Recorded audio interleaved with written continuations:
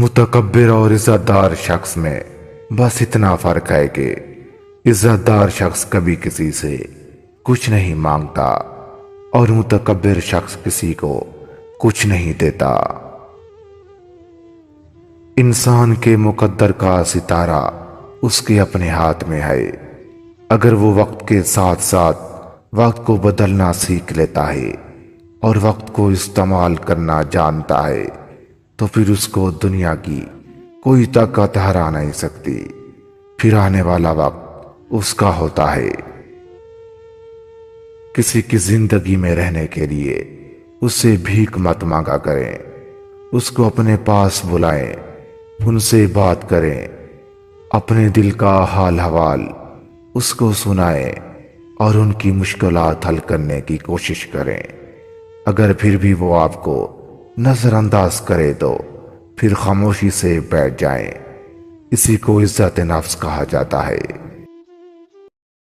حضرت مولانا جلال الدین رومی کی 10 ایسی نصیحتیں جسے سن کر آپ کا مقدر بدل سکتا ہے اور ناکام سے ناکام انسان بھی کامیاب ہو سکتا ہے۔ کامیاب ہونے کے لیے 10 نصیحتوں کو لازمی جانیے۔ سب سے بہترین انتقام اچھی زندگی گزارنا ہے، چاہے جس حال میں بھی ہو۔ آپ اپنے آپ کو ہمیشہ خوش رکھیں، لوگ جلنے لگ جائیں گے۔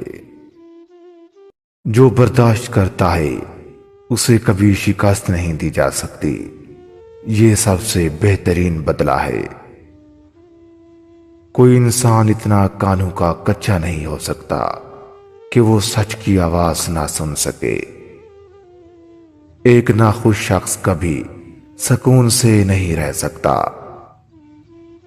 ذہین لوگ کم ہنستے ہیں اور زیادہ سوچتے ہیں۔ جس کی زبان کڑوی ہو وہ کبھی میٹھا بول ہی نہیں سکتا۔ جو تحفہ اپنی حیثیت سے بڑھ کر دیا جائے وہ تحفہ نہیں بوجھ ہوتا ہے۔ آپ اس پر احسان کر رہے ہیں اور خود کے اوپر ظلم کر رہے ہیں۔ جس وقت کے لمحے کو آپ گزرنے کے انتظار میں بیٹھے ہیں وہی وقت کا لمحہ آپ کی زندگی بدل سکتا ہے۔ غیبت تب بھی ہو سکتی ہے جب سننے والا موجود ہو، اس لیے غیبت دونوں کے اوپر ایک قرض ہے۔ جو کام ماں باپ کی دعاؤں کے ساتھ شروع کیا جائے وہ ادھورا نہیں ہوتا۔